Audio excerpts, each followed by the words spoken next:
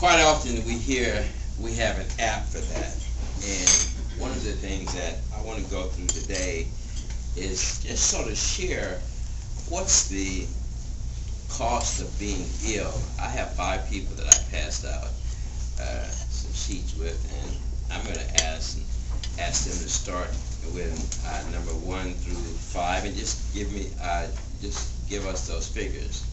$11,678. $45,529. $27,621. $60.769.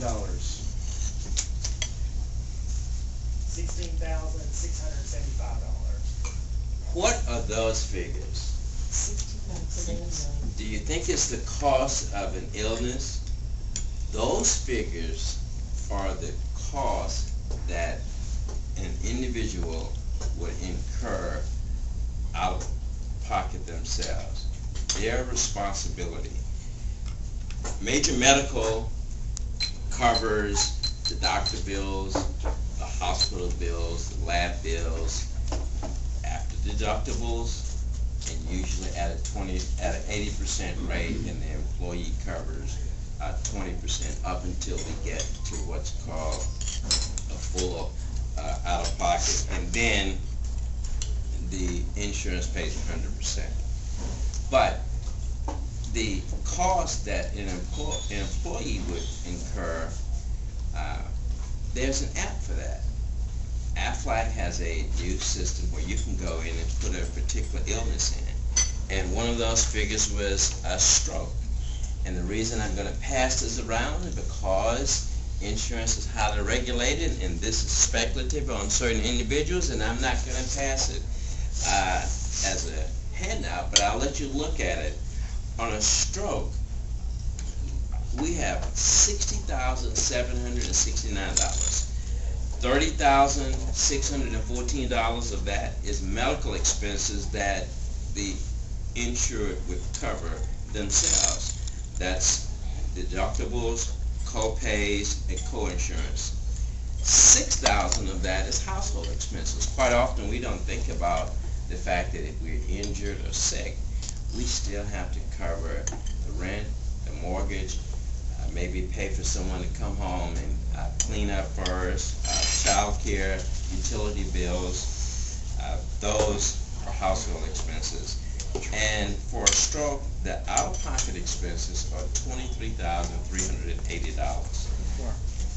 Prostate cancer, $16,675. Wow, that is an amazing figure. And again, it just shows us that we have to be careful about what we think insurance is going to cover.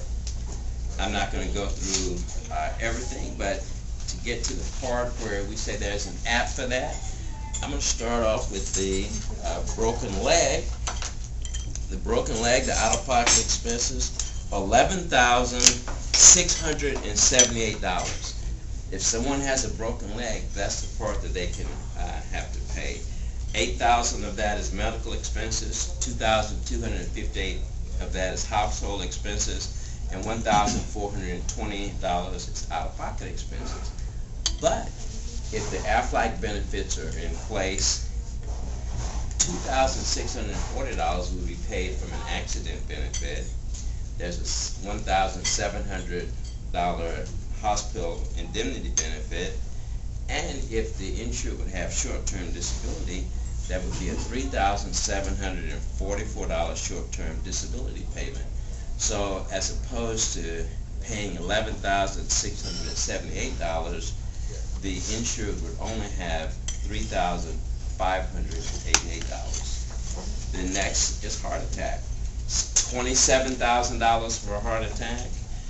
If that is the out-of-pocket expenses that an insured would pay if they had the particular Aflac benefits of cancer-fied specified disease, that would pay $10,000.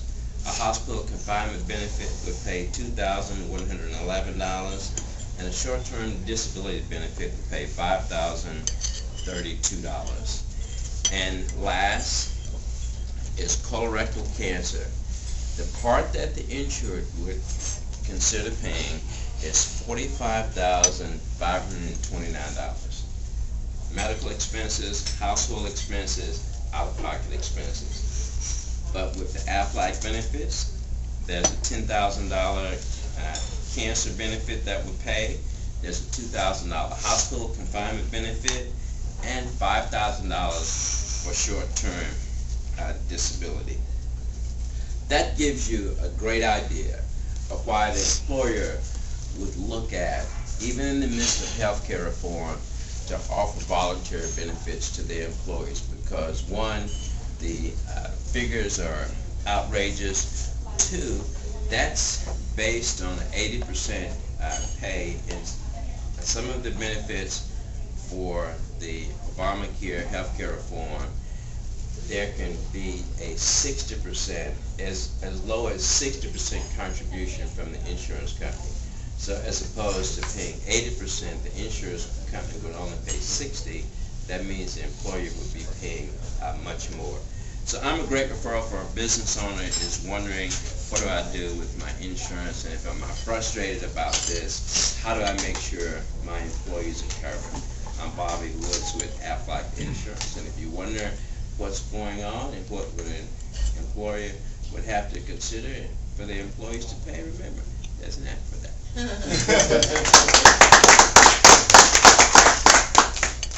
Thank you so much.